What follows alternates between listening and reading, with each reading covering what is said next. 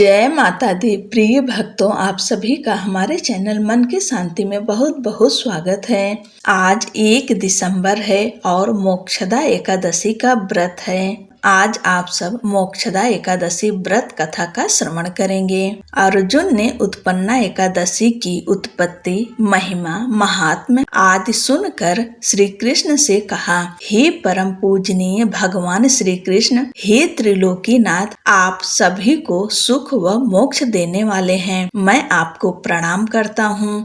हे प्रभु, आप कृपा करने वाले हैं, मेरी एक जिज्ञासा को शांत कीजिए। भगवान श्री कृष्ण ने कहा, हे अर्जुन, जो कुछ भी जानना चाहते हो निर्भय होकर कहो, मैं अवश्य ही तुम्हारी जिज्ञासा को शांत करूंगा। यह सुनकर अर्जुन ने कहा, हे प्रभु, यह जो आपने मार्गशीर्ष माह के कृष्ण पक्ष की एकादशी के विषय में बताया है, उससे मुझे बड़ी ही शांति प्राप्त हुई। अब कृपा करके मार्गशीर्ष माह के शुक्ल पक्ष में जो एकादशी आती है उसके विषय में भी बताने की कृपा करें। उसका नाम क्या है, उस दिन कौन से देवता की पूजा की जाती है तथा उसकी पूजन विधि क्या है, उसका व्रत करने से मनुष्य को क्या फल मिलता है। प्रभु, मेरे इन प्रश्नों का विस्तार सहित उत्तर देकर मेरी जिज्ञासा का समाधान कीजिए, आपकी अति कृपा होगी।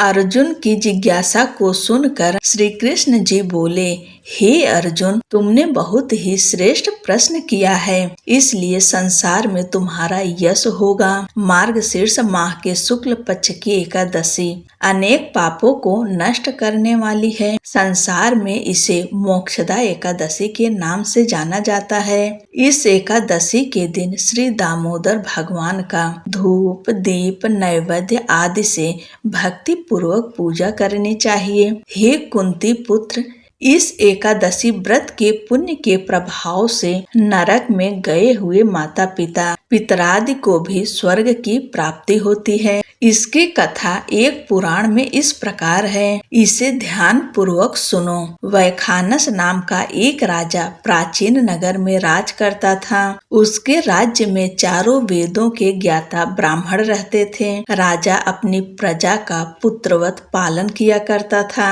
एक रात्रि को स्वप्न में राजा ने अपने पिता को नरक की यातनाएं भोगते देखा। इस प्रकार का स्वप्न देखकर राजा बड़ा ही व्याकुल हुआ। वह बेचैनी से सुबह होने की प्रतीक्षा करने लगा। सुबह होते ही उसने ब्राह्मणों को बुलाकर उनके समक्ष अपने स्वप्न का संपूर्ण वृत्तांत बताया। हे ब्राह्मणों, रात्रि को स्वप्न में मैंने अपने पिता को नरक की यातनाएं भोगते देखा। उन्होंने मुझसे कहा कि हे पुत्र, मैं घोर नरक भोग रहा हूँ, मेरी यहाँ से मुक्ति कराओ। जब से मैंने उनके यह वचन सुने हैं, तब से मैं अत्यंत व्यथित हूँ। मुझे अब राज्य, सुख, ऐश्वर्य, हाथी, घोड़े, धन, स्त्री, पुत्र आदि कुछ भी सुखदायक प्रतीत नहीं हो रहे हैं। अब मैं क्या करूँ, कहाँ जाऊं? इस दुख के कारण मेरा शरीर तप रहा है। आप लोग मुझे किसी प्रकार का तप, दान, व्रत आदि बताएं, जिससे मेरे पिता को मुक्ति प्राप्त हो। यदि मैंने अपने पिता को नरक की यातनाओं से मुक्त कराने के प्रयास नहीं किए तो मेरा जीवन निरर्थक है। जिसके पिता नरक की यातनाएं भोग रहे हों, उस व्यक्ति को इस धरती पर सुख भोगने का कोई अधिकार नहीं है।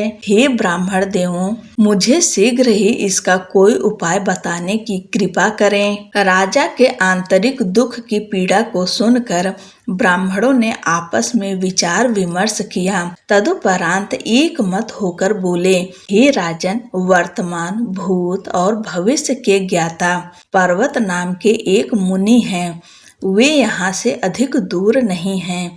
आप अपनी यह व्यथा उनसे जाकर कहें, वे अवश्य ही इसका कोई सरल उपाय आपको बता देंगे। ब्राह्मणों की बात मानकर राजा मुनि के आश्रम पर गए। आश्रम में अनेक शांत चित्त योगी एवं मुनि तपस्या कर रहे थे। चारों वेदों के ज्ञाता पर्वत मुनि साक्षात दूसरे ब्रह्मा जी के समान प्रतीत हो रहे थे।